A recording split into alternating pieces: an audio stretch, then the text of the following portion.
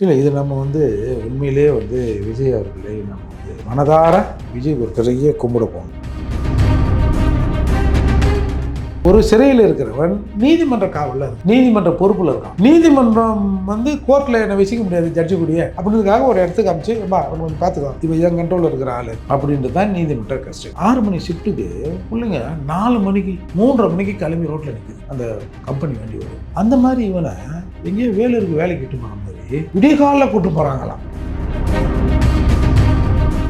ஒன்றுக்கு வருதுனானா சரி போயிட்டு வா, உள்ளே உட்காந்துருவான் அப்படின்னு அவர் ஒன்றுக்கு இருக்க போனாராம். ஏதோ 8 கிலோமீட்டர் ஓடினாராம். அப்படியே பின்னாடியே போய் ட்ரேஸ் பண்ணிட்டோம். பார்த்தா ஒரு ஓலக்கொட்டையில் துப்பாக்கி ஒழிக்க வச்சுருந்தான். நாங்கள் போன நேற்று சுட வந்தான்.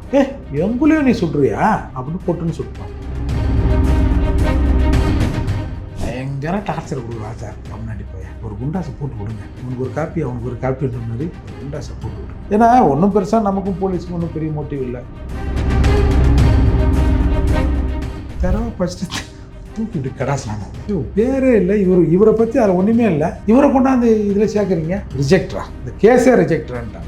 இப்போ நிலத்தை ஆக்கிரமிப்பு பண்ணாரெல்லாம் வாயில் என்ன வச்சுப்பாங்க, இல்லை முதல்ல காதில் எதனா வச்சுக்கிறாங்களான்னு தெரியல. நானும் உங்களுக்கு சொல்லி தரேன். புகுன் காசு சொல்லி என்ன கட்டி தரேன், எங்க சோத்து மூட்டைங்க தர்றா, இந்த பைக்குள்ள நாங்கள் அதில் இதில் நாங்கள் வண்டி டாக்குமெண்ட் வரும் சார். 10 மணிக்கு போய் பஞ்சு எங்கெல்லாம் நாய் மாதிரி கற்றுவானுவோம் சார். அது எங்கள் பிரச்சனை இல்லை, நாங்கள் சட்டம் ஒழுங்கு இது பண்ணுறோம் இது பண்ணுறோம். அந்த மாதிரி பாஞ்சு பிடிக்கிறது, பதுங்கி பிடிக்கிறது, படுத்த பிடிக்கிறது, இப்போல்லாம் பிரச்சனை. இந்த ஆம்சாங் கொலையில் விட்டிங்களே,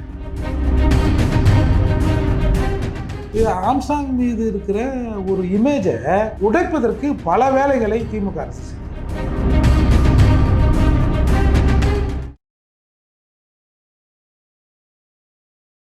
இளையபாரத நேயர்களுக்கு வணக்கம். இன்னைக்கு நம்ம நேர்களில் நம்ம சிறப்பு விருந்தினர் புரட்சி தமிழகம் பரையர் பேரவைத் தலைவர் மற்றும் வழக்கறிஞரான ஏர்போர்ட் மூர்த்தி சார் அவர்கள் தான். சார் வணக்கம் சார்.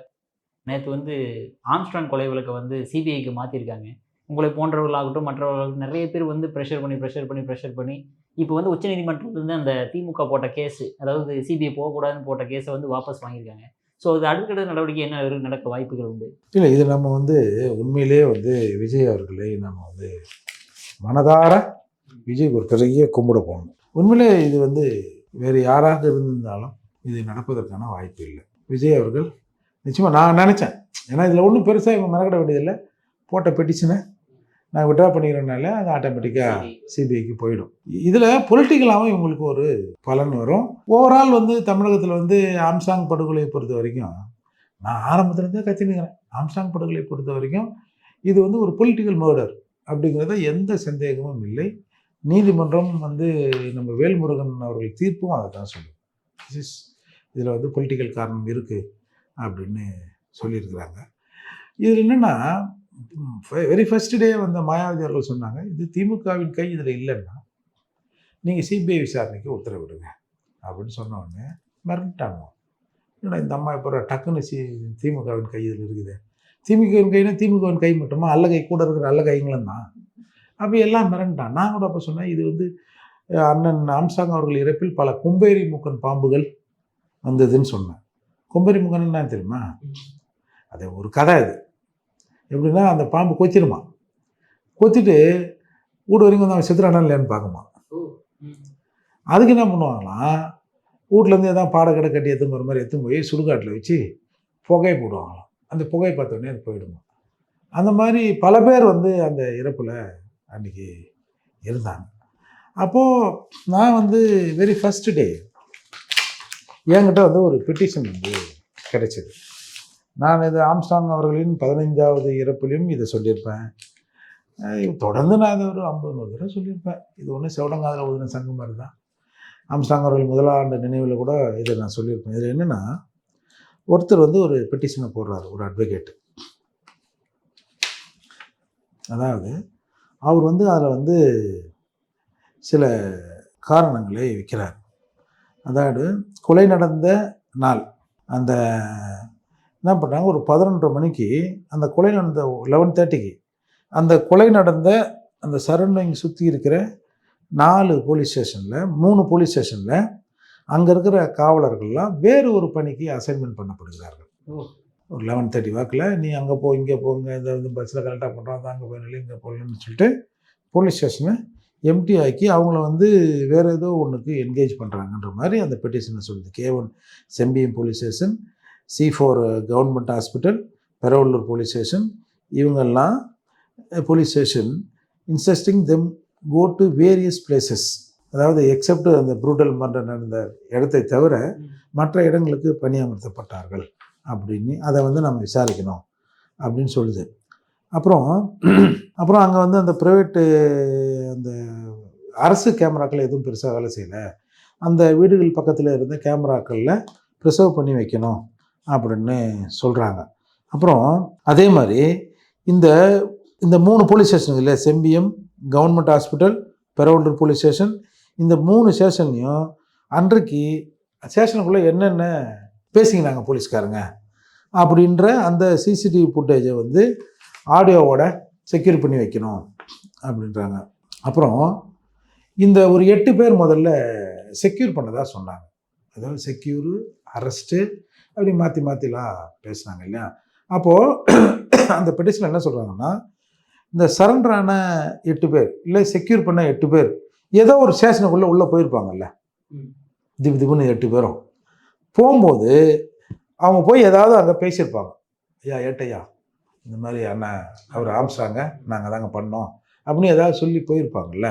அப்போது உள்ளுக்குள்ளே சிசிடிவி இருந்திருக்கும்ல, இவங்க என்ட்ரன்ஸ் உள்ளே போகிறாங்கல்ல அங்கே சிசிடிவி இருந்திருக்கும்ல. இது ரெண்டுத்தையும் செக்யூர் பண்ணி வைக்கணும். ஏன்னா இவங்க சரண்டர் ஆனதில் இங்கே சரண்டர் ஆனாங்க, அங்கே சரண்டர் ஆனாங்க, செக்யூர் பண்ணோம், அதை பண்ணோம், இதை பண்ணணும்னு ஒரு டிஃப்ரென்ஸ் ஆஃப் ஒப்பீனியன்லாம் வெளியே வந்தது, டாக்லாம் வெளியே வந்தது இல்லையா. அதுக்காக அது ஒரு பாயிண்ட்டாக சொல்கிறாங்க. அப்புறம் இவங்க வந்து போலீஸ் வந்து ஒரு வீடியோவை வெளியிட்டாங்க, பார்த்துருப்பீங்க. ஆமாம், ஒரு வெட்டு வெட்டுவார், இதை இவர் தான் வெட்டினார் அப்படின்னு மேலே ஒரு கட்டம் போட்டு அவரை காட்டுவாங்க, நம்மளை நம்ப வைக்கிறாங்களாம். ஆமாம், அதால் அந்த சம்பவத்தில் ஈடுபட்ட ஒவ்வொருத்தரையும் அந்த சம்பவத்தில் அவரோட பார்ட்டு செய்யும்போது ஒன்று இவர் தான் அவர் பாலிமரில் கவுடுவாங்கள்ல இவர் தான் அப்படின்ற மாதிரி அப்படி காட்டினாங்கல்ல. பொதுவாக அக்யூஸ்டில் அந்த ஸ்கல் டெஸ்ட்னு ஒன்று இருக்குது. ஒருத்தரோட மண்டை ஓடு அந்த வடிவம் இருக்குல்ல, உள்ள முடி இல்லாமல் அந்த ஓடு ஸ்கல், அதுவும் ஒருத்தருக்கும் வித்தியாசம் இருக்கும். அப்போது இந்த வந்தான்ல இவனோட ஸ்கல் டெஸ்ட்டு எடுங்க, குற்றவாளியோட கம்பேர் பண்ணுங்க, இது ஊர்ஜிதம் பண்ணும். அவன் ஹெல்மெட் போட்டிருந்தான் ஏதாவது இவங்க எதனா சொல்லுவாங்கன்னு வச்சிங்களேன், இல்லை அந்த ஃபேஸ் ஏதாவது ஒரு டிரெக்ட் ஆகுங்களா, நீங்கள் அதை பண்ணுங்க அப்படின்னு சொல்கிறாங்க. அப்புறம் வந்து இந்த சோகால்டு செக்யூர்டு அக்யூஸ்ட்னு சொல்கிறாங்க இல்லையா, இவங்க உயிருக்கு ஆபத்து இருக்கிறது. அதால் வந்து ஆனரபிள் சுப்ரீம் கோர்ட் வந்து Mahender Chawla and others versus Union of India and others கேஸில் 2019 இதை சொல்கிறாங்க. இந்த மாதிரி வந்து இவங்கள விட்னஸையோ இல்லை அக்யூஸ்டையோ ப்ரொவைட் பண்ணணும், அவங்கள உயிருக்கு பாதுகாப்பு தந்து அவங்கள வந்து வைக்கணும் அப்படின்னு சொல்கிறாங்க. அப்புறம் இன்னொரு பாயிண்ட் என்ன சொல்கிறாரு, the give strong police protection to the so-called surrender murder and they should not become victims to fake encounters to bring out the true. அப்போது இவர்கள் சரண்டரானதாக சொல்லப்படுகிற இவர்கள் போலி என்கவுண்டரில் கொலை செய்யப்படுவதற்கு வாய்ப்பு இருக்குது, எனவே அவர்களுக்குரிய பாதுகாப்பை தரணும் அப்படின்னு இந்த பெட்டிஷன் சொல்லுது. அப்போ இந்த மாதிரியான இதெல்லாம் சொல்கிறாங்க இல்லையா. இப்போது இதே மாதிரி இந்த வழக்கில் வந்து அதாவது திருவேங்கடம் முக்கியமான ஆள் அவர் தான். அவரை வந்து அவரும் சரண்டர் ஆனவங்களில் ஒருத்தர். அவர் என்ன பண்ணுறாரு, அவரை வந்து போலீஸ் கஸ்டடி எடுக்கிறாங்க. இப்போ என்னைய வந்து நம்ம அண்ணன் புரட்சியாளர் 2ஆம் அம்பேத்கர் சொல்லி என் மேலே குண்டாஸ் போட்டாங்க, அவர் அருண் ஐபிஎஸ் தான் போட்டதா எல்லாம் சொல்கிறாங்க. அவர் தானே கமிஷனரு. பாருங்கள், என்னை பிடிச்சி அரெஸ்ட் பண்ணி எத்தனை பொம்பளை ஜெயிலில் போட்டாங்களாம். அதான் ஜட்ஜி கேட்டார் வேல்முருகன். இதே சிபிஐ விசாரணைக்கு சென்னை ஹைகோர்ட்டில் உத்தரவிட்ட நீதியரசர் வேல்முருகன், ஏற்கனவே ஒரு பொம்பளையே குண்டாஸ் போட்டிருக்கீங்க, அதையே அப்படியே கட் பேஸ்ட் பண்ணி இவர் பேரை போட்டு பிரிண்ட் அவுட் எடுத்துட்டிங்களா அப்படின்னு நீதிமன்றத்தில் கேட்டார். அப்போ எல்லாம் அருண் சார் தான். ரொம்ப இவங்க 2 பேரும் ரொம்ப நெருக்கமானவங்கள. பாவம் இன்றைக்கி தான் எங்கேயும் மாற்றிட்டுருக்குறாங்க பொழுதில் 2-4 நாளைக்கு முன்னாடி. அப்போ இவர் தானே வாங்கி கொடுத்ததெல்லாம் எல்லாம் பொருள்லாம் பெரிய பேசிக்கிறாங்க. சரி, அது ஒரு பக்கம் இருக்கட்டும். அப்போ அவனை கஸ்டடி இப்போ என்னைய கஸ்டடி எடுத்தாங்க. ஒரு ஃபார்மல் கஸ்டடி எடுக்கணும்ல. ஆமாம், இல்லை ஃபார்மல் கஸ்டடி எடுத்து எந்த ஸ்டேஷன் எஃப்ஐஆர் போடுறாங்களோ அங்கே போட்டாங்க, உட்கார வச்சாங்க சார். வீட்டில் இதெல்லாம் சாப்பாடுலாம் தரக்கூடாதுன்ட்டாங்க. அப்புறம் அவங்க 4 இட்லியோ சங்கீதாவில் நல்ல இட்லியாக கொடுங்கப்பான்னு, அவர் நல்ல இட்லி நீ எங்கே கடையில் வாங்கி தர, வீட்டில் இருந்து வேணான்ட்டாங்க. சரி, அப்புறம் ஏதோ ஒரு 2 3 இட்லி சாப்பிட்டேன் சார். ஒரு 7 மணிக்கு ஒருத்தர் வருவார், அந்த பக்கத்து ஸ்டேஷன்லேருந்து வருவார். எனக்கு ஷேடோ போட்டிருக்காங்களே, கூடயே 2 போலீஸ் உட்காந்துருப்பாங்க. இந்த மூர்த்தி தானே, ஓகே பார்த்துட்டேன் அப்படின்னு சார். விடிய போலீஸ் வந்துன்னு இருக்கும். கமிஷனர் வந்து வருவார், அந்த டிசி, இந்த ஏசி, அந்த இன்ஸ்பெக்டர் ஸ்டேஷன்லேருந்து வேறு ஸ்டேஷனில். ஏன்னா நான் என்ன பண்ணுறேன், நான் செக்யூராக இருக்கிறேண்ணா அப்படின்னு பார்க்குறதுக்கு அந்த மாதிரி ஷேடோ போட்டு எல்லாம் நைட்டில் வந்து கையெழுத்து வாங்கிட்டு என்கிட்ட என்னங்க ஏதுங்க ஏதாவது என்னங்க அப்படிங்க அப்படின்னு கேட்டு போவாங்க. எதனா டார்ச்சர் எதனா இருக்குதா, போச்சா வந்துதா அப்படின்னு கேட்டு போவாங்க. அப்போ கொஞ்சம் நேரம் வரவங்களாம் கொஞ்சம் நேரம் எங்கிட்ட பேசிட்டு போவாங்க. இல்லை எல்லாருக்கும் தான் தெரியுமில்ல அது என்ன கேஸு, சும்மா கண்டி போட்டான்னு ஒன்று. அப்போது நான் இதே சொல்ல வரேன்னா, கஸ்டடியில் எடுத்தவர்களை அப்படி கண்காணிப்பது போலீஸின் வழக்கம். ஏன்னா பிகாஸ் இப்போ நம்ம கஸ்டடி கோர்ட்டில் கேட்குறாங்கல்ல, எல்லா குற்றம் சாட்டப்பட்டவரும் என்ன சொன்னால், ஐயா நான் போனால் என்னை வந்து உடலாலும் மனதாலும் என்னை டார்ச்சர் பண்ணுவாங்க, நான் போகல, நான் எல்லாம் நடந்ததெல்லாம் முன்னாடியே சொல்லிட்டேன் அப்படின்னு அக்யூஸ்டு ஃபார்மாலிட்டிக்கு சொல்லுவான். அப்போ என்ன அப்படி பயப்படுற, சரி இவரோட அட்வொகேட்டை இவர் பார்த்து பேசுகிறதுக்கு ஒரு நாளில் இத்தனை காலையில் ஒரு 1 hour 2 hour பர்மிஷன் கொடுங்க அப்படின்னு கோர்ட்டே சொல்லிவிடும். திரும்பவும் அந்த கஸ்டடியை முடித்து கொண்டு போக சொல்ல கோர்ட்டுக்கிட்டு போவாங்க. கோர்ட்டுக்கிட்டு போய் ஒரு மெடிக்கல் சர்டிஃபிகேட் ஃபிட்னஸ் வாங்கி திரும்பி கோர்ட்டுக்கிட்டு போய் மேஜிஸ்ட்ரேட் கேட்பார், என்னப்பா ஏன்னா அவனை டார்ச்சர் பண்ணாங்களா அப்படின்னு மேஜிஸ்ட்ரேட் கேட்பார். ஏன்னா ஒரு சிறையில் இருக்கிறவன் நீதிமன்ற காவலில் இருக்கான், நீதிமன்ற பொறுப்பில் இருக்கான். நீதிமன்றம் வந்து கோர்ட்டில் என்னை வசிக்க முடியாது ஜட்ஜு கூடிய அப்படின்றதுக்காக ஒரு இடத்துக்கு அமைச்சு, ஏம்பா அவனை கொஞ்சம் பார்த்துக்கோ, இவன் என் கண்ட்ரோலில் இருக்கிற ஆள் அப்படின்றது தான் நீதிமன்ற கஸ்டடி, நீதிமன்ற காவல், சிறைக்கு போகிறது. அப்போது அப்படி இருக்கணும்னா எப்படி பாதுகாக்கணும்? இவங்க நான் ஒரு தடவை வேலூர்லேருந்து வந்தேன், 6 மணி ஷிஃப்ட்டுக்கு பிள்ளைங்க 4 மணிக்கு 3:30 மணிக்கு கிளம்பி ரோட்டில் நிற்கிது, அந்த கம்பெனி வண்டி வரும். அந்த மாதிரி இவனை எங்கேயோ வேலூருக்கு வேலைக்கு இட்டு போகிற மாதிரி விடிய காலில் கூட்டு போகிறாங்களாம் சார். சாதாரணமாக ஒரு நம்ம டிவியில் நியூஸ்லாம் பார்க்குறோம்ல, அவர் வந்து வர சொல்ல ஒரு செயினுங்கன்னு போட்டிருப்பாங்க, ஒரு 10-20 போலீஸ் வந்து சுற்றி நின்றுங்கன்னு ஒரு அக்யூஸ்ட்டை வந்து ஏதாவது போச்சுக்கிச்சு வச்சுனான்னு வச்சுக்க, டேய் காட்டு ஐயா எங்கே காட்டுறா அப்படின்னு இவன் தூரம் நின்று இப்படி காட்டுவான். சார் இது அங்கே பாருங்க சார், பொய்யா கூட இருக்கட்டும், அங்கே பாருங்க சார்னா அதுக்குன்னு ஆளை வச்சுருப்பாங்க தோன்றதுக்கு. அவன் கடப்புறம் மம்டியோட வச்சு நிற்பான். அப்படி தான் சார் இயல்பாக நடக்கும். இவனையே விட்டு தோண்ட விட்டாங்களாம். ஒன்றுக்கு வருது நானா, சரி போயிட்டு வா உள்ளே உட்காந்துன்னு வரோம் அப்படின்னு அவர் ஒன்றுக்கு இருக்க போனாராம். ஏதோ 8 கிலோமீட்டர் ஓடினாராம். அப்படியே பின்னாடியே போய் ட்ரேஸ் பண்ணிட்டோம். பார்த்தா ஒரு ஓலைக்கொட்டையில் துப்பாக்கி வெளியே வச்சுருந்தான். நாங்கள் போன நேரத்தை சுட வந்தான். எங்குள்ளேயும் நீ சுடுறியா அப்படின்னு பொட்டுன்னு சுட்டோம். இந்த பெட்டிஷனில் சொல்லியிருந்தாங்கல்ல, சோகால்டு சரண்டர்னு சொல்லுகிற, செக்யூர்னு சொல்லுகிற அக்யூஸ்டில் உயிருக்கு ஆபத்து இருக்கிறது, அவர்களுக்கு பாதுகாப்பு தர வேண்டும் அப்படின்னு இந்த பெட்டிஷனில் சொல்லியிருந்தாங்கல்ல, அது நடந்ததா இல்லையா? அந்த மாதிரி இதில் ஏகப்பட்ட இது இருக்குது. இதில் இது வந்து சிபிஐ, ஹைகோர்ட்டு, சுப்ரீம் கோர்ட்டு, இந்த மாதிரி யாரெல்லாம் லா வந்து என்ஃபோர்ஸ்மெண்ட் இருக்கிறாங்களோ அவங்க எல்லாருக்கும் அனுப்பிச்சிருக்காங்க. இது ஒன்றும் பெருசாக விசாரணைக்கெல்லாம் வரலை.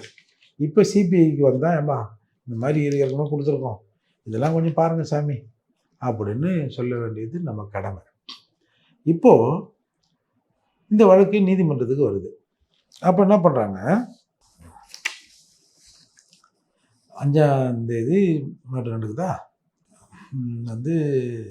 அப்போது மாயாவதி சொல்கிறாங்க சார், சொல்லிட்டு போகிறாங்க. அப்போ இந்த செக்யூர் பண்ண அக்யூஸ்டுங்களை வச்சு அப்போதைய கமிஷனர் ஒரு ப்ரெஸ் மீட் தராரு. இது உயிருக்கு ஆபத்துலாம் போலீஸுக்கெலாம் தகவல் இல்லை. அதே மாதிரி there is no political influence reasons, political காரணம்லாம் இல்லை. 3 மணி நேரத்தில் நாங்கள் 8 பேரை செக்யூர் பண்ணிட்டோம். அப்புறம் இது ஒன்றும் பெருசாக இதில் இல்லை அப்படின்னு அன்றைய கமிஷனர் இருந்தவர் ஒரு ப்ரெஸ் மீட் வச்சார். அப்போ எல்லாருக்கும் என்ன சந்தேகம்னா, எப்படி நீங்கள் இன்வெஸ்டிகேஷன் பண்ணாமையே இந்த ஆள் தான் ஒரு ஆள் தான், இவங்க 8 பேர் தான் சொல்லிட்டீங்க அப்படின்னு ஒரு பெரும் சர்ச்சை வந்தது. சர்ச்சை இருந்தவொடனே தான் நம்ம திருமாவளவன் சாருக்கு வேண்டியவர் கமிஷனராக வராரு. ஏன்னா இது ஏன் சொல்கிறேன்னா, என்னை கைது பண்ணும்போது நேரடியாக ஒரு பெரிய அதிகாரிகிட்ட போய் இவங்க சார் போட்டு விடுங்க சார், அவனை பார்த்துக்கலாம், பயங்கர டார்ச்சர் கொடுக்குறான் சார், கம்னாடி போய் ஒரு குண்டாசை போட்டு விடுங்க, இவனுக்கு ஒரு காப்பி அவனுக்கு ஒரு காப்பின்ற மாதிரி ஒரு குண்டாசை போட்டு விடுங்க. ஏன்னா ஒன்றும் பெருசாக நமக்கும் போலீஸுக்கும் ஒன்றும் பெரிய மோட்டிவ் இல்லை, திமுகவும் நமக்கும் ஒன்றும் பெரிய மோட்டிவ்லாம் இல்லை. திமுகவை எவ்வளோ பேர் காயத்து போனோம், அதில் நம்ம எங்கேயோ ஒரு மூலையில் ஏதோ 2 வார்த்தை சொல்லியிருந்தோம். அது கூட எதன் அடிப்படையில் நம்ம வந்து சொல்லணுன்றதுக்கெலாம் இல்லை, ஏன் சமூகத்துக்கான விஷயங்களை திமுக செய்யலைன்னு தானே சொல்லியிருந்தோம். அப்போ அது உங்களுக்கு தான் எதுவும் செய்யலைன்னு தானே அதனால கேட்டுங்கிறான்னு 4 பேர் கேட்பான்ல.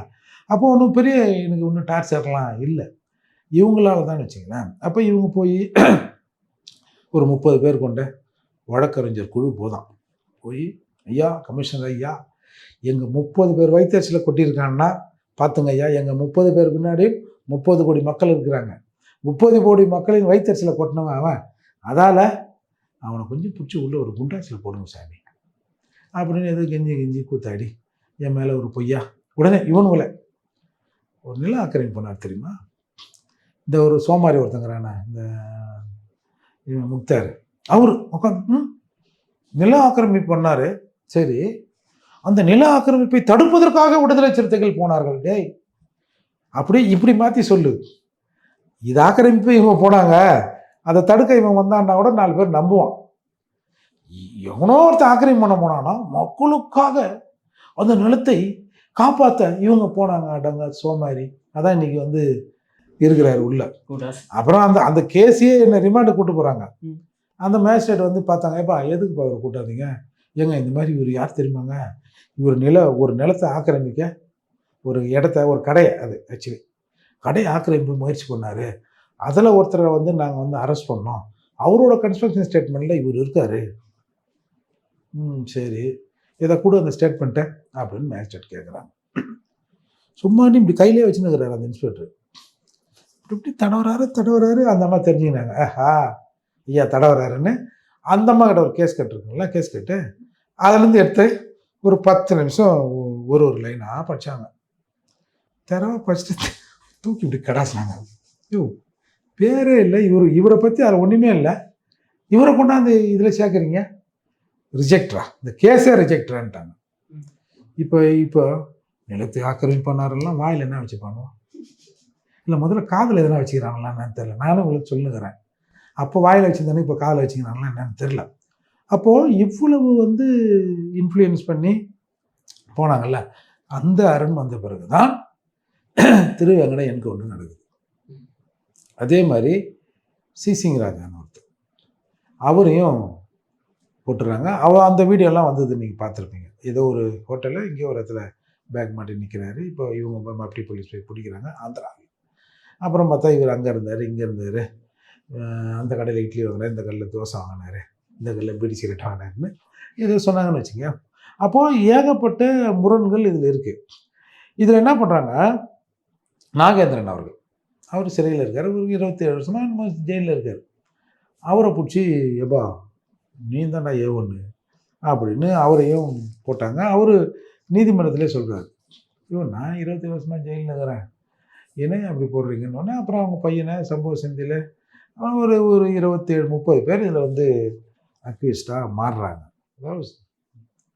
அதாவது சார் இந்த இன்வெஸ்டிகேஷன் எப்படி தெரியுமா இருந்தது, இப்போ முத நாளே சிபிஐ விசாரணை வேணும்னு மாயாவதி அம்மா கேட்டாங்கல்ல, அந்த 15 நாள் நினைவு நாள் வந்ததில்ல, 15வது அந்த இது பண்ணுவாங்கல்ல, அன்னைக்கு போலீஸ் ஒரு அலர்ட் போடுறான். 15வது நாள் ஆம்ஸ்டாங் அவர்கள் படுகொலைக்கு பழித்து இருக்க ஒருத்தர் ரெடி ஆகிட்டார். ஐயோ 15 நாளைக்கு பிறகு ஒருத்தரை இதுக்கு பதில் நடவடிக்கை எடுக்க போகிறதா ஒரு புரளியை கிளப்பி அங்கங்கே 2-3 பேரை ரேடி விட்டு சும்மா இருக்கிறவங்கள பிடிச்சி உள்ளே போட்டாங்க. நமக்கு ஒருத்தர் இருக்கார், அவர் எங்கள் பறையர் சமூகம் தான், அவங்க மருமக ஹாஸ்பிட்டலுக்கு சார் புள்ள பார்த்துக்கிறதுக்கு அதுக்கு வந்திருக்காரு சார். ஆனால் பஸ் ஸ்டாண்டில் நின்றுக்கிறாரு, எங்கே டீ கடையில் எங்கேயோ டீ நின்று சாப்பிடுங்க. அவரை பிடிச்சின்னு போய் இவங்க வெயிலில் வந்துட்டா இவங்க திட்டம் திட்டுறாரு இவர் அப்படின்னு முழுக்க முழுக்க ஒரு தரப்பாகவே இந்த நடவடிக்கை இருந்தது. அப்பப்போ ஆம்ஸ்ட்ராங் படுகொலைக்கு வந்து பழி தீர்ப்பதற்கு ஆலோசனை பண்ணுறதா தகவல் வந்தது. வந்து சென்னை முழுக்க போலீஸ் அலர்ட் பண்ணியிருக்கு. சார் இந்த மர்டர் அன்னைக்கு கிட்டத்தட்ட இவங்க என்ன சொல்கிறாங்க, 3 கேங் இருந்தது. 3 கேங்கில் ஒரு 60-70 பேர் சொல்கிறாங்க. அப்போது 60-70 பேர்னா ஒரு 50 கத்தியாவது இருக்குல்ல. அப்போது அந்த 3 பேர் அதாவது இங்கே விட்டா இங்கே விட்டா இங்கே விட்டான்னு சொல்கிறாங்க. அதை இன்வெஸ்டிகேஷன் பண்ணி சொல்லட்டும். இப்போ பெரும்பாலும் இந்த மாதிரி ஸ்கெட்சு போடுறவங்க அப்படி தான் போடுவாங்க. ஒரு இடத்துல மிஸ் ஆச்சுன்னா அப்புறம் பெருசாக பிரச்சனை ஆகிடும். அதெல்லாம் ஒரு 2-3 இடத்துல கட்டுவாங்கன்னு வச்சுங்களேன். அப்போது அவ்வளவு பேர் சம்பவம் நடந்தது சார். அப்போ அவ்வளவு பேர் வந்து இந்த சிட்டியை விட்டு போயிருக்கான்ல சார். சும்மா வேலைக்கு போகிறான் சார், காலையில் அவனை பிடிச்சி ஏய் டிஃபன் பாக்ஸ்குள்ளே என்ன ஆகுது கட்டு தரேன், எங்க சோத்து மூட்டைங்க தர்றா, இந்த பைக்குள்ளே என்ன ஆகுது, அதில் என்ன ஆகுது, இதில் என்ன ஆகுது, வண்டி டாக்குமெண்ட் கொடு சார். 10 மணிக்கு போய் பஞ்சு வைக்கலாம், நாய் மாதிரி கற்றுவானுவோம் சார். அது எங்கள் பிரச்சனை இல்லை, நாங்கள் சட்டம் ஒழுங்கு இது பண்ணுறோம் இது பண்ணுறோம். சும்மா அப்படி போனால் டிராஃபிக் போலீஸ் வைக்குவேன் வரங்கட்டு. இந்த ஒளிஞ்சு நின்று பிடிக்கிறத பார்த்துக்கிறீங்களா? ஆமாம். அப்போ அப்படி திடீர்னு வந்தோடனே பொதுவாகவே போலீஸ் வந்து முடக்கிட்டு பக்குன்னு இருக்குல்ல, அதுலேயே அவனுக்கு ஹார்ட் அட்டாக் வந்துடும். அந்த மாதிரி பாஞ்சு பிடிக்கிறது, பதுங்கு பிடிக்கிறது, படுத்த பிடிக்கிறது, இப்போல்லாம் பிடிச்சிங்களே. இந்த ஆம்ஸ்ட்ராங் கொலையில் விட்டிங்கல்ல, அதில் இது வந்து ஒரு ஆம்ஸ்ட்ராங் ரவுடி, ஒரு கேங் வார் அப்படிலாம் முதல்ல சொன்னாங்க. அவங்க ஒரு லேபிளான ஆளை போட்டாங்க. அந்த லேபிளான ஆள் வந்து இது பண்ணி போட்டார் கேங் வார்னில்ல. சரி, இப்போ இந்த அந்த ஒழிப்பு பிரிவு இந்த ஒழிப்பு பிரிவுலாம் இருக்குதுல்ல, ஒரு இந்த மாதிரியான A+ கேட்டகரி A கேட்டகரி நபர்களை வந்து கண்காணிக்கத்தானே அந்த பிரிவு இருக்குது. இன்டெலிஜென்ஸ் அந்த வார்த்தையை நம்ம சொல்லக்கூடாது, ஏன்னா அந்த மாதிரி இல்லை அது. அப்போது கட்சி தலைவர்களையும் வந்து ஃபாலோ பண்ணுறதுக்கு அவளை மூமெண்ட்டை பார்க்குறதுக்கு ஒரு இப்போ என்னையும் சொல்லியா சார் பார்த்து சார் உஷாரு நிலைமை ஒரு மாதிரியாக தான் அங்குது அப்படின்னு இல்லையா, அந்த மாதிரி சொல்கிறதுக்கு ஒரு போலீஸ் இருக்குல்ல. இவங்க எல்லாமே விட்டுட்டாங்க சார். விட்டுட்ட பிறகு வந்து அவருக்கு த்ரெட் இருந்ததுன்றாங்க, த்ரெட் இல்லைன்றாங்க. முதல்ல எஸ்டாப்ளிஷ் பண்ண வந்தது இது ரவுடி கூல் சண்டை அப்படின்னு பார்க்க பார்த்தாங்க. அப்புறம் ஒரு பக்கமாக இவர்கள் வந்து பழிக்கு பழி தீர்ப்பதற்கு அங்கே பண்ணாங்க, சத்தியம் எடுத்தாங்க, சலாம் எடுத்தாங்க, அது இதுன்னு ஆம்ஸ்ட்ராங் மீது இருக்கிற ஒரு இமேஜை உடைப்பதற்கு பல வேலைகளை திமுக அரசு செஞ்சது. ஏன்னா நிறைய பேர் இப்போ ஆம்ஸ்ட்ராங் அவர்கள் இருக்கிற வரை அவர் பேசிய அரசியல் பெருசாக ரீச் ஆகலை. அவர் இறந்த பிறகு இப்போ மூர்த்தி என்ன அரசியல் பேசுகிறோம்னா அந்த அரசியல் தான் அவரும் பேசியிருக்காரு. வன்னியர் பறையர் பிற சாதிகளோட நட்பாக இருக்குன்ற அரசியலே அவர் பேசியிருக்கிறார். அதை வச்சு தான் சொன்னாங்க, ஏய் அடுத்து நீ தாண்டான்னானுங்க நம்மளை. அப்போது இது இப்போ இப்படி ஒரு இமேஜ் வந்தவொடனே ஐயோ என்ன இந்த மனுஷனை போய் இப்படி பண்ணிட்டாங்களே அப்படின்னு ஒரு பொதுமக்கள்கிட்ட ஒரு டாக் வருது. நல்லதான் சொல்லியிருக்கிறாரு, நிறைய பேர் படிக்க வச்சுருக்காராம் அப்படி இப்படின்னு சொன்ன பிறகு நீங்கள் நினைக்கிற மாதிரிலாம் இல்லை, அவர் யார் தெரியுமா அப்படின்னு இவருடைய இமேஜை உடைப்பதற்கு பல வேலைகளை இவங்க செஞ்சாங்க. அதில் தான் இது வந்து ஒரு கேங் வார் அப்படிலாம் சொன்னாங்க. அதுதான் இன்றைக்கு வந்து அது நீதிமன்றமே மறுத்து இதில் பொலிட்டிக்கல் இன்ஃப்ளூயன்ஸ் இருக்கியா பேக்ரவுண்டு இருக்கியான்னு நீதிமன்றம் கன்வின்ஸ் ஆகுது. நீதிமன்றம் ஏன் கன்வின்ஸ் ஆகுது? சும்மாங்கடி சொன்னால் ஒத்துக்குமா? அப்போ அதுக்கான எவிடன்ஸ் மெட்டீரியல் எவிடன்ஸ் கொடுத்தா தான் அது ஒத்துக்கும். அது 1க்கு 2 யோசித்து பார்த்து ஒத்துக்கும். அப்படி இன்றைக்கி ஒத்துக்கொண்டு இது கேங் வார்லாம் இல்லை, இதில் வந்து பொலிட்டிக்கல் மோட்டிவும் இருக்குது அப்படின்னு சொல்லியிருக்காங்க சார்.